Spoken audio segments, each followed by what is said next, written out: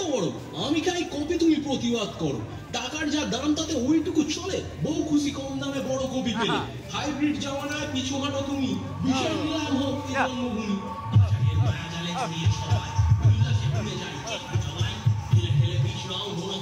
টানা প্রত্যয় 2025 পূজা মণ্ডপের সামনেই একটা ভীষণ বড় ফুলকপির স্ট্রাকচার দেওয়া হয়েছে, আর একটা খুব সুন্দর কবিতা গানের আকারে চলছে। জানি না কতটা শোনা যাচ্ছে, খুব সুন্দর আলাদা একটা মাত্রা এনে দিয়েছে প্যান্ডেলটাকে। আস্তে আস্তে আমরা প্যান্ডেলের ভেতরের দিকে যাচ্ছি। যে কৃষক তার বীজ সংরক্ষণ করে, সে নিজের স্বাধীনতা রক্ষা করে।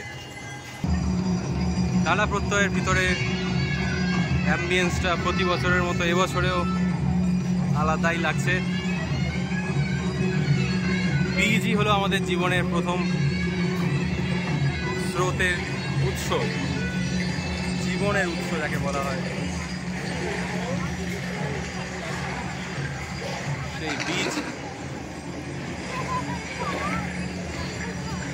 মানুষ একমাত্র জীব যে নিজের খাবারে বিষ মেশায়। এখানে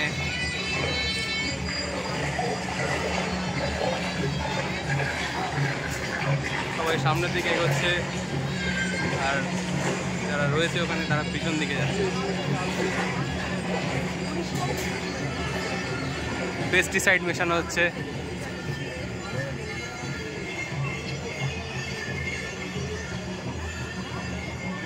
ব্রেন, মস্তিষ্ক, ব্রেন রয়েছে ভিতরে।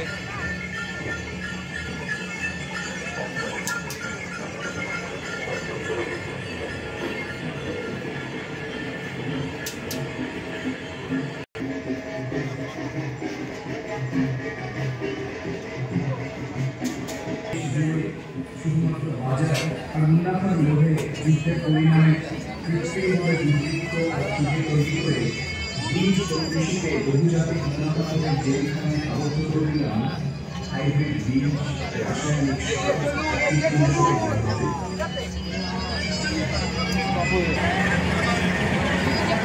লাইভ শো চলছে।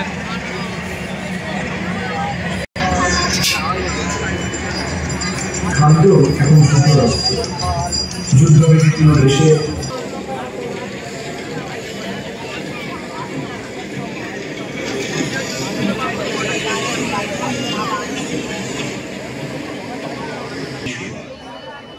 বিলুপ্তির পথে পোকামাকড়, ঘরের পাশে কুড়িয়ে পাওয়া খাবার দেবী দুর্গা এখানে স্বাধীনতা সমুদায় থেকে অনেক হাল নিয়ে দাঁড়িয়ে আছে, সাথে তাদের সন্তান।